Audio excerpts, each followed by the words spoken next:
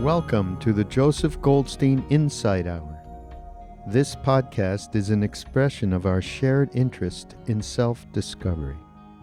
Join Joseph as he shares his deep knowledge of the path of mindfulness. If you are interested in supporting this podcast, please go to BeHereNowNetwork.com/Joseph.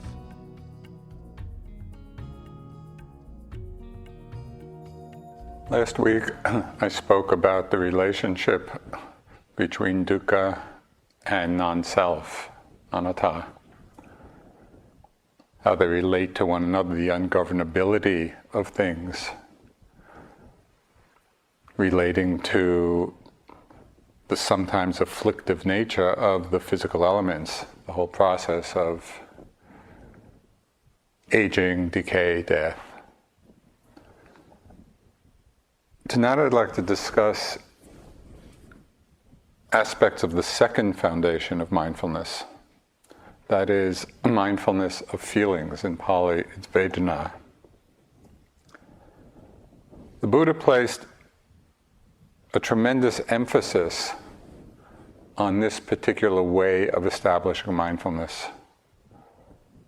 Mindfulness of feeling, of Vedana, plays a critical role in understanding both how our lives are unfolding with regard to suffering and happiness, but it also plays a critical role on the path to awakening.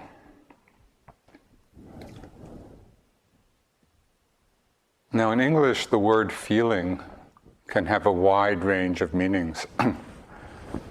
One point I looked it up just in the dictionary. Feeling had 13 different usages. It can mean I feel a sensation, I feel this way about something, I have a feeling that something is going to happen. So there's a wide range of meanings. But in Buddhism it has a very specific meaning, and I think you're all familiar with it. Vedna, as it's used in the Buddhist teachings, refers very specifically to the taste we have of an experience. That is, whether it's pleasant, unpleasant, or neutral. In every experience we have through all the six sense doors, the mind included, with every sight or sound or smell or taste or sensation in the body or mind object, we experience it as being either pleasant, unpleasant, or neutral.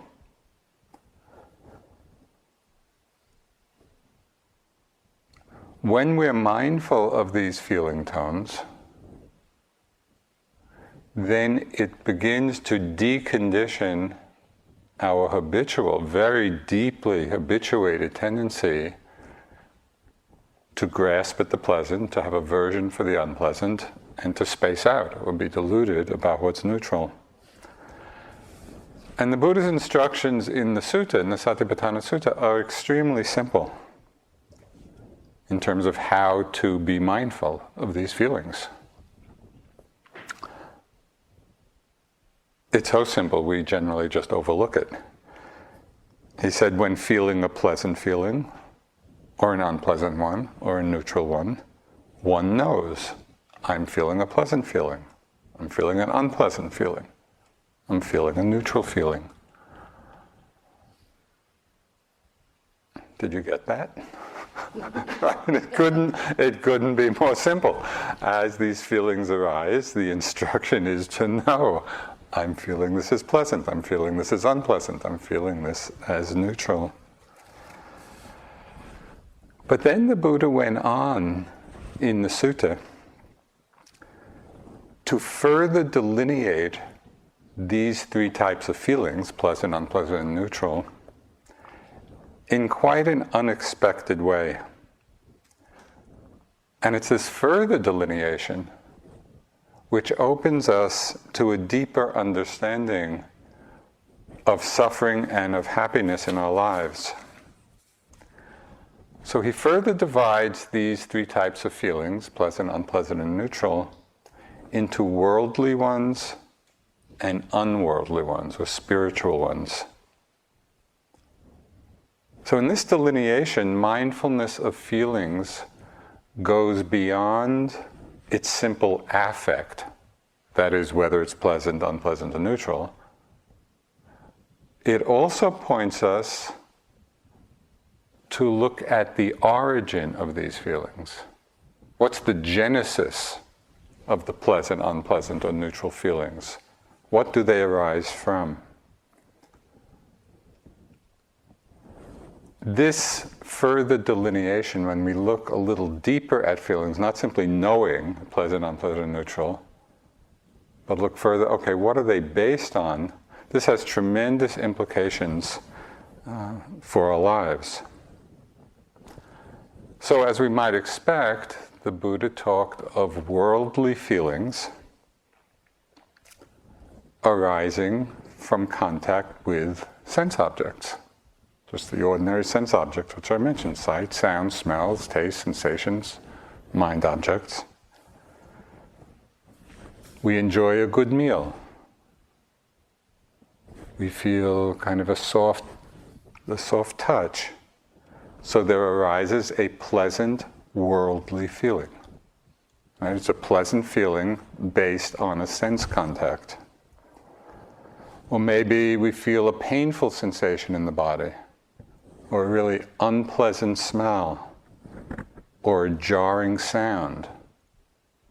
So that's an unpleasant worldly feeling. Right? Something unpleasant that's based on a sense contact. Or there's just an ordinary sight as we're walking around and we're just seeing things, and it's neither particularly pleasant or unpleasant. So this is a worldly neutral feeling. So this is ordinary. This is just the ordinary play of our lives. Unworldly feelings are something quite different. These are feelings, again, pleasant, unpleasant, or neutral, that are not particularly arising based on the sense contact, but these unworldly feelings arise based on renunciation. So this takes a little exploration to understand what this means and what the implication is.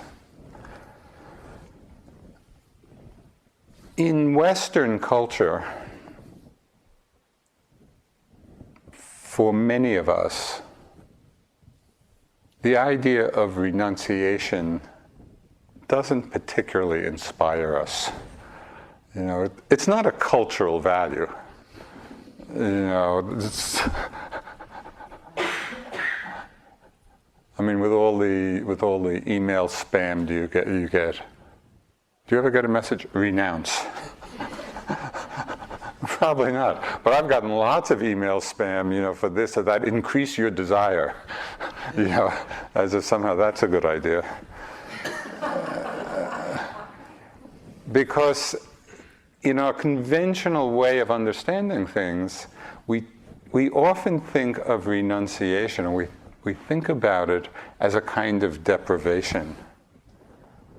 You know, something that might, in the end, be good for us, but which we don't particularly want or enjoy in the moment. But there's another way of understanding renunciation and really getting to the heart of what the experience of it is like, not what our thoughts about it are.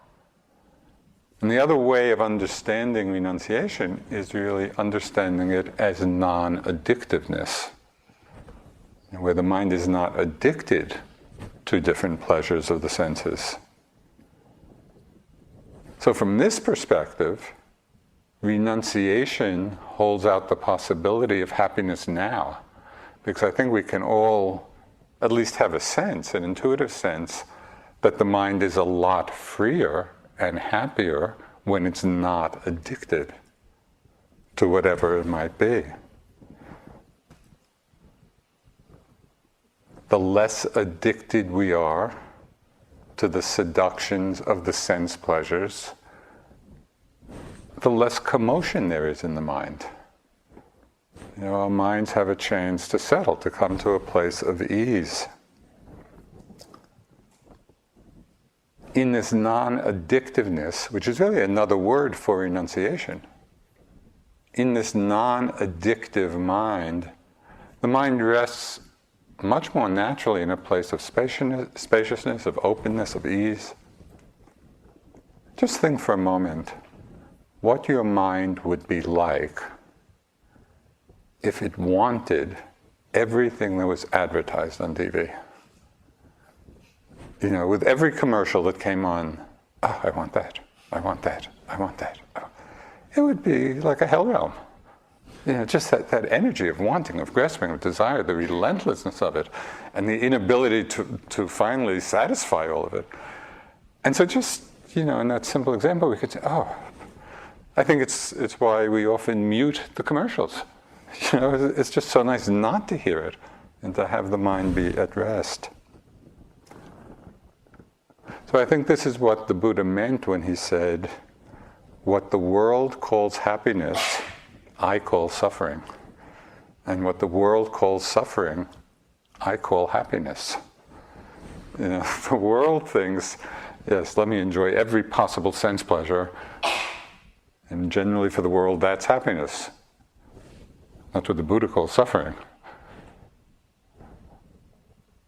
And what the world would call suffering, like coming to the forest refuge, not speaking to anybody, being in silence, you know, just all the renunciations that you have here. What the world would call suffering, wiser ones call happiness.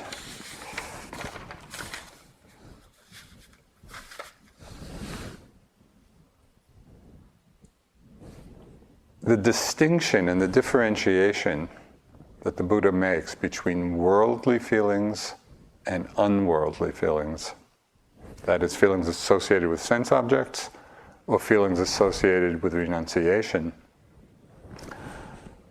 When we can begin to see that distinction, not theoretically, you know, not intellectually, but we're really experiencing that distinction in our practice, in our lives, it opens up much greater subtleties of understanding about our lives, about the path, about the choices we make. We get a substantially different understanding of what constitutes happiness. So this is not an insignificant part of the teachings.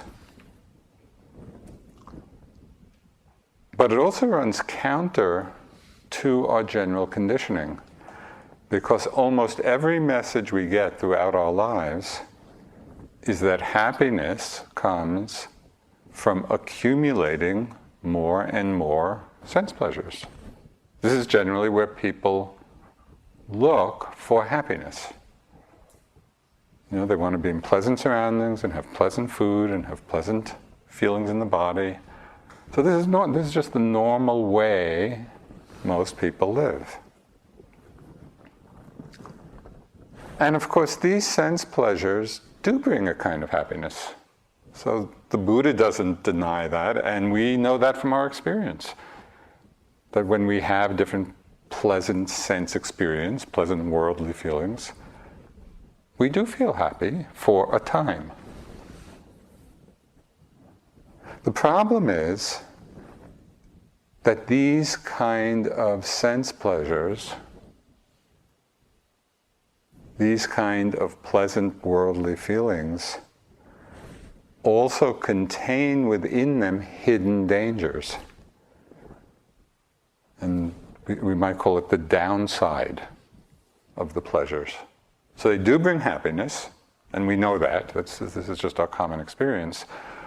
But how often are we really examining our experience carefully enough to investigate the downside, to even be aware that the downside is there? So just as a few examples of some of the hidden dangers that we either don't think about or we overlook. I mean, one very obvious example is that sometimes the pleasure itself, the sense pleasure itself, is ultimately harmful. And we see this in dangerous addictions. whether it's to alcohol or tobacco, to drugs, to sex, to fame, to wealth. Like sometimes these addictions, when they're powerful addictions, we can see in people's lives how harmful they can be. So that's one hidden danger.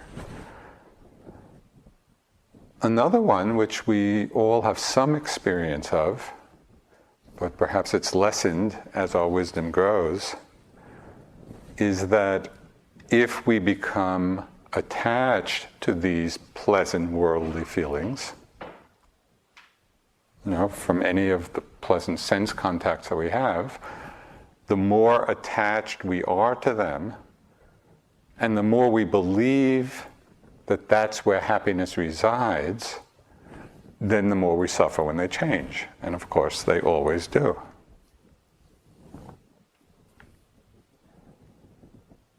So that's another hidden danger, the danger of attachment and the subsequent suffering that comes. A third hidden danger, which I think usually goes unnoticed, but perhaps is the most dangerous aspect of all, and that is when we're not mindful of these worldly pleasant feelings, which are based on sense contact, the different sense pleasures, we are unconsciously strengthening the power of desire and wanting in the mind. Every time we go for another one and go for another one and go for another one, thinking they're going to bring us some kind of lasting happiness, what we're doing in that process is strengthening the very habit of desire, of wanting. Because the more we do something, the more likely it is that we do it again. And so unknowingly, we may be strengthening this habit pattern of desire and of wanting.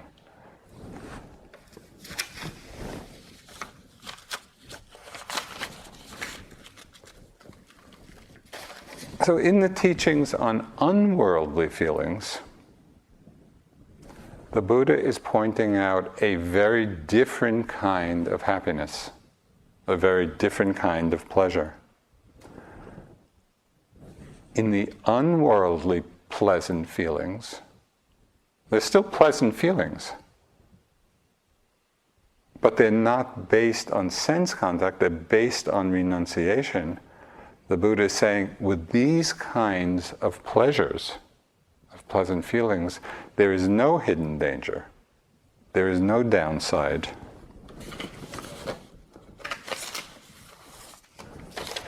These unworldly pleasant feelings actually become the basis for our whole spiritual path, become the basis for our awakening. And the Bodhisattva, before his enlightenment, his understanding of this distinction between pleasant worldly feelings and pleasant unworldly feelings, it opened the pathway towards enlightenment for him. So I'll just read, this is from the text, from the Majjhima Nikaya, the Middle End Sayings. So this is the Buddha speaking. Whatever recluses or Brahmins in the past, present, or future, he's reflecting now on his years of self-mortification, have experienced painful, racking, piercing feelings due to exertion. This is the utmost. There is none beyond this. But by this racking practice of austerities, I have not attained any distinction in knowledge and vision worthy of the noble ones. Could there be another path to enlightenment? Okay, so he tried the self-mortification and realized that didn't work. And then, as I'm sure you all recall, he remembered as a young child sitting under a rose apple tree while his father was doing some kind of plowing ceremony in the kingdom. So I considered, I recall that when my father, the Sakyan, was occupied while I was sitting in the cool shade of a rose apple tree, quite secluded from sensual pleasures, secluded from unwholesome states, I entered upon and abided in the first jhana, which is accompanied by applied and sustained thought with rapture and pleasure born of seclusion. Could this be the path to enlightenment? Then following on that memory came the realization that is the path to enlightenment. And this next sentence, I think, is really the key point here. I thought, why am I afraid of that pleasure that has nothing to do with sensual pleasures and unwholesome states? I thought, I am not afraid of that pleasure since it has nothing to do with sensual pleasures and unwholesome states. So the Buddha is pointing out a whole realm of experience of pleasure based on these unworldly pleasant feelings, secluded from unwholesome states. And he saw, yes, it's through this kind of happiness that the whole path unfolds. So there's an important message for us here about the role of joy and happiness on our path.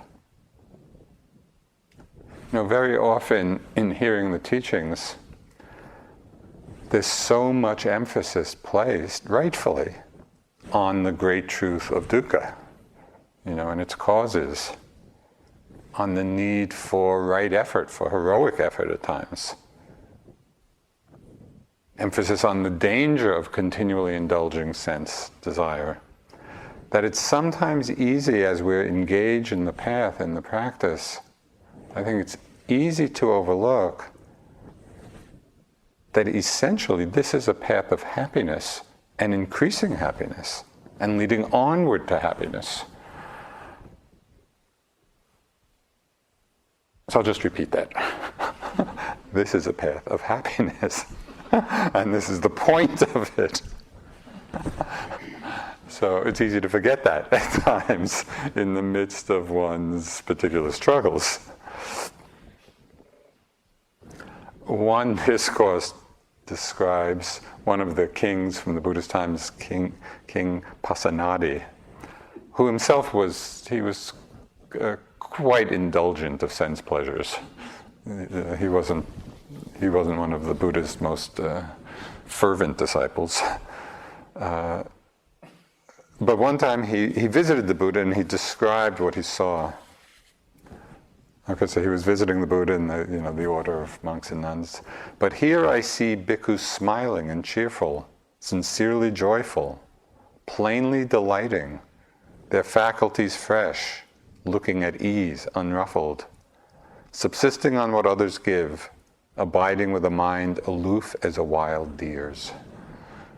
Yeah, so it's a wonderful characterization of kind of the simplicity and the joy and the ease of people who are practicing not for worldly sense pleasures, for worldly pleasant feelings, but who are enjoying the happiness of the unworldly pleasant feelings. And after his enlightenment, the Buddha declared of himself that he is one who dwells in happiness.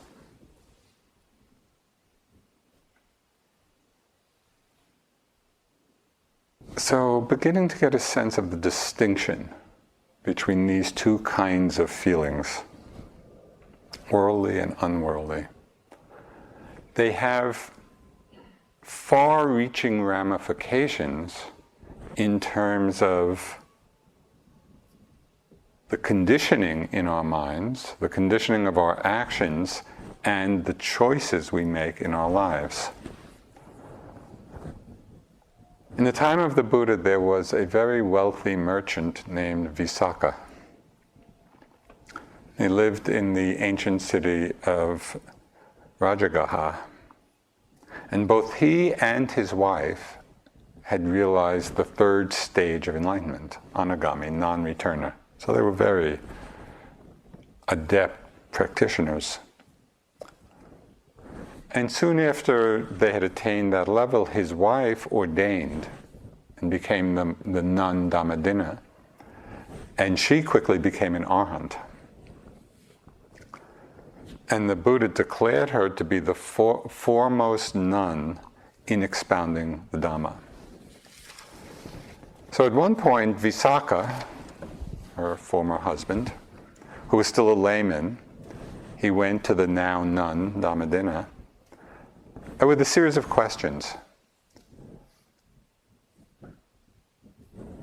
So Visakha asks, the husband asks, what habitual tendencies underlie pleasant feelings, unpleasant feelings, neutral ones? So Dhammadinna replies, as we might expect, desire or lust is the underlying tendency, or is conditioned by pleasant feeling. Aversion is the underlying tendency, conditioned by unpleasant feeling. And delusion is the underlying tendency regarding neutral feeling. So just think for a moment. What's important in hearing these teachings, it's so easy to just hear it on a conceptual, intellectual level, but that's not how the Buddha is. That's not the point of the teachings. So it's always to hear this and reflect back. What is my experience of this? And use the words to really look at your experience. So see for yourself or reflect for yourself when pleasant feelings come. Do you ever experience desire for them, wanting them to continue? When there's painful feelings, do you experience the dislike, the aversion, the resistance? Or the delusion, the spacing out with neutral ones? And so he's really talking about our experience. Okay, so this is what we would expect, Dhammadinna's reply. We get attached to pleasant feeling, we resist unpleasant ones, we deluded about neutral ones. And just as a reminder about the importance of understanding this conditioning, the Buddha said that without abandoning these underlying tendencies, without abandoning desire for the pleasant, and aversion to the unpleasant, and ignorance of the neutral, without abandoning these tendencies, liberation is impossible. So this is a tremendous charge to us, right? And it really frames what our practice is about. We're practicing deconditioning these tendencies, because that's what frees the mind. Okay, these teachings, although they're challenging, for our practice in our lives, these are teachings we're all familiar with. But then Visakha, the husband, former husband, goes on to ask the nun Dhammadinna another further probing question. And this is the one that opens up this whole other realm of unworldly feelings. He said, Lady Dhammadinna, do these habitual tendencies of desire, of aversion, of delusion, underlie all pleasant, unpleasant, and neutral feelings? Okay? So he's asking, with every feeling that arises, are these the underlying tendencies for all of them? She replies, these habitual tendencies do not underlie all feelings. They do not have to be abandoned with regard to all feelings. Okay, we'll talk a little further about this, but when the Buddha heard of her reply, said he approved this reply, saying, Dhammadinna is wise. If you had asked me the meaning of this, I would have explained it to you in just the same way. So he's giving his seal of approval to this answer. So what Dhammadinna was pointing out was just this distinction between different kinds of feelings, between the feelings that we have, pleasant, unpleasant, neutral, based on sense contact, the difference between those and the pleasant, unpleasant, neutral feelings based on renunciation. Okay, so this sets the framework, hopefully, of understanding. The question for us, how do we apply these teachings? How do we apply them in our practice? How do we apply them in our lives? The challenge for us is that as we're living our lives in the world, we find ourselves engaged with both kinds of feelings. A lot of worldly feelings are coming up because we have all of this sense contact. And there are times when unworldly feelings arise.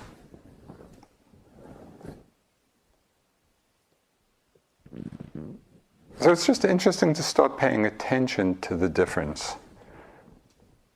But generally in our lives, we go about seeking different sense enjoyments.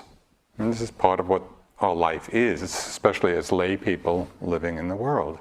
Even though we know, and I think all of us do, we know their limitations, and we know some of their downsides, but still this is a big part of our lives, just the enjoyment of pleasant experience, pleasant sense experience. And we know, just in the ordinary course of our lives, that we do have aversion to unpleasant situations, to unpleasant sense experience, even though we know that that aversion or resistance just causes more suffering. So we have some wisdom about it all, but still, these are very strongly conditioned habit patterns. And we all partake of this. It's just our normal lives. So on retreat and in our lives, we want to pay attention both to the sense contact and also our reactions to them. So we begin to get more mindful. This sense pleasure, and we see the desire. There's unpleasant sense experience, we see the aversion. So a big part of our practice is becoming mindful of these worldly feelings and the reactions they condition. But we can also practice recognizing the unworldly feelings. And this is something that I think we don't often do. And that's why I wanted to emphasize it tonight, because in terms of understanding our path, it's tremendously helpful to recognize and become clear about what are these unworldly feelings that arise in the course of our meditation, in the course of our lives. Because it has tremendous implication for our practice. On some level, you all do recognize unworldly, pleasant feelings as being a source of happiness in your lives, or you wouldn't be here. Right? If you were just looking for worldly pleasant feeling, would you come to the forest refuge? I don't think so. You'd be at the beach, or you'd be where sense pleasures abound. But we're all here. So there's some big part of our minds which already understands, oh yeah, there's another kind of happiness. There's another kind of pleasant feeling, different than that comes from sense pleasures. So already we are attuned somewhat to these unworldly pleasant feelings.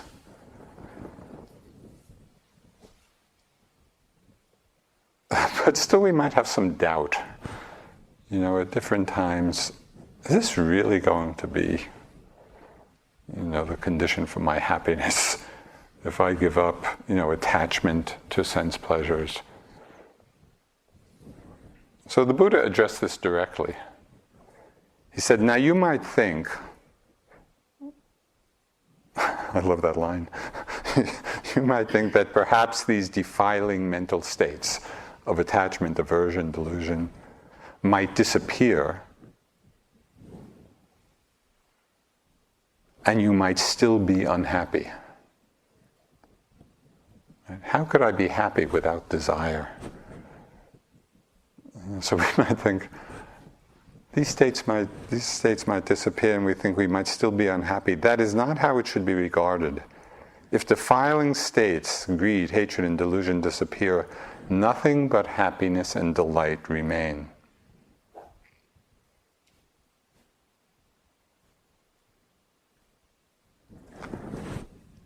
It's the defilements of mind that are the cause of suffering, and the absence of those defilements that bring happiness. So when we understand this, we no longer are deluded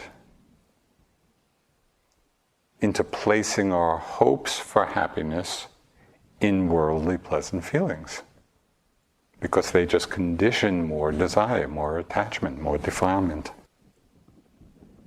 Okay, we may not be yet fully enlightened. Possibly not. But all along the path, we do experience many times of non-sensual joy, of unworldly pleasant feelings. And I want to point a few of them out so you can begin to recognize that unique kind of pleasure and happiness that comes as we practice. We experience non-worldly, pleasant feelings in every moment of generosity. Generosity is an act of renunciation. We're giving something up for someone else. We experience the non-worldly pleasant feeling when the mind is free of the stinginess, free of the grasping, free of the holding on, every time we're generous. So just think of times when you were generous out of love, out of compassion, out of gratitude, out of respect. It's a very pleasant feeling. You know, we feel happy, we feel joyous in those moments of generosity. And it's a very accessible gateway to happiness. Practicing generosity, it's why the Buddha often began all of his progressive teachings with teachings on generosity, because it's such an easy way to connect with these unworldly pleasant feelings that bring a genuine sense of happiness in our lives. It's a very good practice to undertake. And just as an example, it's a practice that I've really worked with over many years. And one little way of practicing it, and it's been very interesting for me to watch my mind in doing this. I've undertaken the practice as best I can of when I have the thought to give something, to do it, not to second guess myself. Because very often we have a generous thought, oh yeah, I'll give that to somebody, or I'll do something for that person. And then we have all kinds of second thoughts. Oh, that's too much, or I really want it, or whatever. You know, we second guess ourselves, and often we just let the thought of generosity pass by. So the practice of actually acting on it, whenever the thought comes, has been very powerful. And sometimes it's just little things, and sometimes it's been really big things. And never have I regretted. You know, you might think, oh, then, well, sorry, I'm so sorry I gave that. It's not like that, because the feeling of generosity is this unworldly, pleasant feeling. It makes us feel good, as well as, of course, making the other person feel good. So it's a wonderful practice to attune ourselves to this quality of mind, of what unworldly, pleasant feeling is about. We feel non-sensual joy in the practice of the Brahmaviharas. You know, when we're practicing metta or compassion or mudita, you know, equanimity, there's just that simple, warm-hearted connection that's not dependent on sense contact. It's an unworldly, pleasant feeling. There's one expression of this, and of course there are many, but the Zen poet and hermit and monk, you know, Ryokan, a wonderful, wonderful figure. In one of his poems he wrote, "Oh, that my monk's robes were wide enough to gather up all the people in this floating world." You know, it's just, you can just feel kind of the love and compassion that he had, you know, expressing it in that way. That's a happiness, that's a joy that's not dependent on sense pleasure, on sense contact. It's an unworldly, pleasant feeling. You know, and sometimes we see this quality, this really beautiful quality of humanity emerge in times of great suffering. You know, sometimes when there are these great natural disasters or man-made disasters, you know, like the Boston Marathon bombing, or when this, you know, something terrible happens, and then there's an outpouring of support and generosity and love. And this is coming from people not expecting anything in return. You know, it's not based on any particular sense pleasure. It's coming from a non-worldly and unworldly feeling of love, of connectedness, of compassion. So we know this, we can relate to this. We feel a non-sensual joy in the following of the precepts. You know, where we're renouncing harmful actions. So again, remember, unworldly feelings are based on renunciation. So the renunciation of harmful actions. There's a joy that comes, it's the joy of non-remorse. You know, of non-regret, when our minds are just clear. And we all know from our practice, having in the course of our lives done our fair share of unskillful actions, you know, and how often they'll come to mind in the practice, and they are a cause of regret, you know, or remorse. So when we are committed to the precepts, even having done, as we all have, various unskillful actions, once we are recommitted to non-harming, there is a wonderful, unworldly, pleasant feeling of ease, of heart. There's the unworldly, pleasant feeling of just the simplicity of being on retreat. I mean, for most of us, our lives are so complex and so busy, and there's so much going on. I mean, I'm sure you share this, but I know when I go on retreat, and that first moment of just closing the door behind me and entering into a place of silence, it's blissful. Whew. Can just put everything down. You know, in contrast, sometimes when I'm meditating at home, you know, I might be sitting up in my study and it could be dark, but there's the little lights on the computer and the surge protector and the printer and the router and the this and the that. It's like general headquarters for my life, you know, and it's just a reminder of how busy and connected. And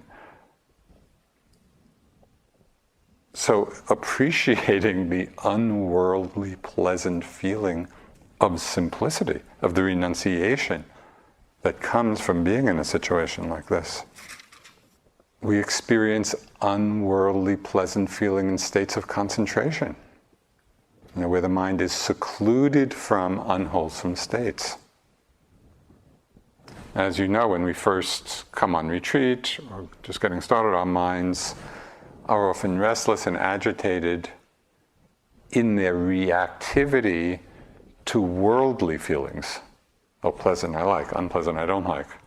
You know, and so there's a lot of agitation in the mind. But as the mind settles and gets more concentrated, less reactive, it becomes secluded from those unwholesome states. And we experience an unworldly, pleasant feeling of composure, of stillness. This kind of happiness is much greater and much more fulfilling than any kind of worldly happiness we might experience. Dipa Ma once sat in an absorbed state for 3 days and said the Buddha could stay in that state for 7 days. So just think for a moment, what sense pleasure could you enjoy for 3 days straight? Could you eat for 3 days straight? Or listen to music for 3 days straight? Or indulge your sexual fantasies for 3 days? You'd be exhausted. And we would take refuge at last in what Munindra used to call the worldling's highest pleasure, sleep. Because sense pleasures don't have that power. These unworldly pleasant feelings born of seclusion, born of renunciation, there is a purity to them. They are divorced from unwholesome states of mind. So in just the examples that I've given, and I'll just give 1 or 2 more, these are all things we've touched. We may not be sitting in samadhi for 3 days in a row, but we've all touched, the happiness of generosity and of the non-harming of the precepts and of simplicity and of some degree of concentration. So we all have an understanding and a taste of what these unworldly pleasant feelings are about. It's important to see the difference between them and the worldly pleasant ones. And this is something we don't generally do. We generally don't make that discernment. There's the pleasant worldly feelings of insight, of understanding. If the pleasure and joy experienced in Vipassana happiness, which is complete with the 7 factors of awakening, be divided into 256 parts. I have no idea where 256 came from. But if Vipassana happiness were divided into 256 parts, one single part of that joy and pleasure, one single part of the joy and pleasure, that Vipassana happiness, exceeds the worldly joys and pleasures of kings among humans, devas and brahmas. So great is the joy and pleasure inherent in these factors of awakening. And so we want to remind ourselves of this and also to pay attention to it. Because it's just so easy to get caught up in the course of our practice and overemphasize the struggles that we have, or the worldly unpleasant feelings, and the dukkha that comes both from the feeling and our reaction to them, that we just often miss the more subtle but also more profound aspect of these unworldly feelings. And that's why I'm giving such emphasis on it tonight, so we can begin to recognize them and open to them and appreciate them, because they are the source of a genuine joy and happiness in the way we live. Okay.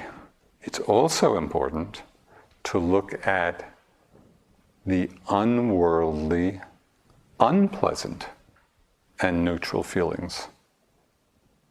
Right? Unworldly doesn't mean only pleasant. There can be unworldly, unpleasant feelings. And you're familiar with this. Often in stages of meditation, sometimes just at different times when we're seeing impermanence from a particular perspective, and we're seeing the continual dissolution of things, and there's no place to take a stand, and we're just tuning into the insecurity of phenomena. There are times when that can become fearful, and we can feel a lot of misery or despair in seeing that. At those times, enlightenment may really seem very far away. It feels like St. John of the Cross called dark night of the soul.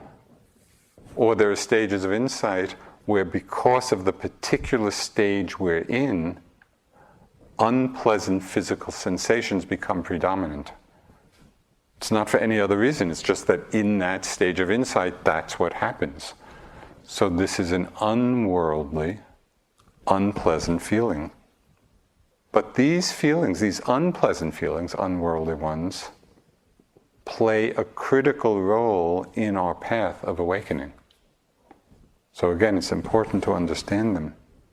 The unworldly, unpleasant feeling, rather than conditioning aversion, they lead to disenchantment and disillusionment. And something we read in the text a lot, being disenchanted, we become dispassionate. And through dispassion, the mind is liberated. Okay, so it's the unpleasant, unworldly feelings that come in the course of practice. They're not conditioning aversion, they're conditioning disenchantment. And that disenchantment in the mind, that disillusionment in the mind, leads to dispassion. And it's dispassion which leads to awakening. But one of the problems for us just in listening to this, the words in English, disenchanted, disillusioned, dispassionate, these words in English don't sound that appealing to us. So, oh, that person's really disillusioned. We tend to think of a little depressed. But when we look at the actual meaning of the words, it's really quite different. Being disenchanted means waking up from the spell of enchantment. So we wake up into a fuller reality. We see this in a lot of the great fairy tales and myths. Somebody gets, the kiss from the good fairy or whoever it is, and the person wakes up from the slumber of enchantment. It's very easy to see this process of disenchantment work in our practice. Just watch those times when the mind is caught up in some desire, in some wanting. It might be for some little thing, it might be a full-blown obsession, but just pay attention to the next time the mind is caught by wanting. Notice the feeling of it. Really experience what it's like to be caught up in the wanting mind, in the mind filled with desire. And we can feel the pleasant worldly feeling of it. It might have a worldly pleasant aspect to it. We want something desirable, we want something pleasurable, and kind of energizes us. Maybe it's, longing to be with somebody, or wanting a favorite food, or whatever. But then, if you can, notice that moment when the wanting disappears, when the desire passes. And it always does. Has anybody had a desire that didn't eventually pass? No. Whatever has the nature to arise will pass away eventually. If you notice that moment of going from being caught in the wanting to the end of wanting, the end of desire, that's the experience of going from enchantment to disenchantment. Right? It's as if we wake up, we're let out of the grip of something, and we experience the unworldly pleasant feeling of the ease of not wanting. Does this seem clear? I mean, it's so much a part of my experience. Because the wanting, just to see over and over again how seductive it is. How those worldly pleasant feelings, they just seduce us again and again and again. We become enchanted by them. But if we're paying attention to that moment when we come out of it,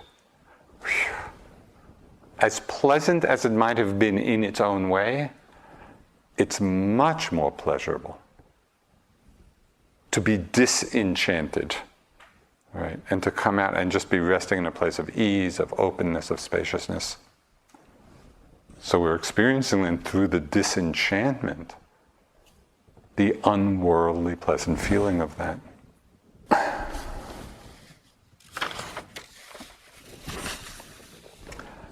Okay, unworldly neutral feelings, we experience that a lot when we're in a state of equanimity. So rather than spacing out, as with worldly neutral feelings, with the unworldly neutral feelings, that is based on renunciation, the mind comes to a place of tremendous equanimity, impartiality, and there's a tremendous purity of the mind at that time. So how do we practice being mindful of all these different kinds of feelings? The Buddha in the Satipatthana Sutta gave really specific instructions. And it's really just a summary of what I've been saying. When feeling a worldly pleasant feeling, one knows I feel a worldly pleasant feeling. When feeling an unworldly pleasant feeling, one knows I feel an unworldly pleasant feeling. And the same with worldly unpleasant, unworldly unpleasant. Worldly neutral, unworldly neutral feelings. So, if you've connected with some sense of the meaning of this distinction, just investigate a little bit, just explore, pay attention to the different kinds of feelings that come up in the course of a day, based on whether the feeling, pleasant, unpleasant, neutral, is coming from a sense contact or coming from renunciation. The caution here is not to make this too complicated, because it would be very easy, and I could easily imagine this happening, of spending an hour trying to figure out, is this pleasant or is it neutral? Is this worldly or is this unworldly? So be watchful of that. You don't want to make this too complex, too confusing. Rather, just use this as a general framework of understanding, the second foundation of mindfulness. And begin to notice the difference in your experience of sense pleasures and the experience of what we could call dharma pleasures. The feelings are involved with both. But just see if you can begin to distinguish the difference in your experience between the worldly sense pleasures and what are called the unworldly or spiritual dharma pleasures. Because the more clearly we can see the difference, that's when we can begin to make wiser choices in our lives, and it becomes much clearer what our aspirations actually are. So I think I'll just close with just a few verses from the texts. Just as many diverse winds blow back and forth across the sky, easterly winds and westerly ones, northerly winds and southerly ones, dusty winds and dustless winds, sometimes cold, sometimes hot, those that are strong and others mild, winds of many kinds that blow. So in this very body here, various kinds of feelings arise, pleasant ones and painful ones, and those neither painful nor pleasant.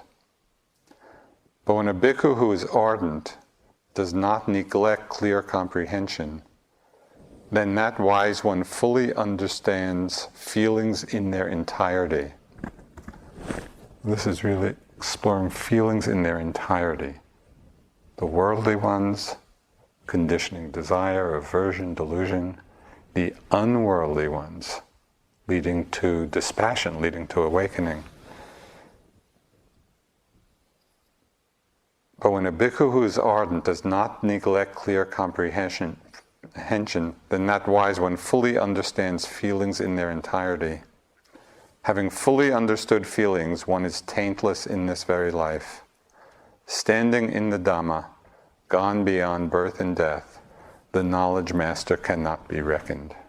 So there's something here to explore, but do it if you can, just from a place of interest, without obsessing about it and without letting the mind get confused by it all, but just beginning to sort out this very important distinction and see the effect of that in your practice and in your lives.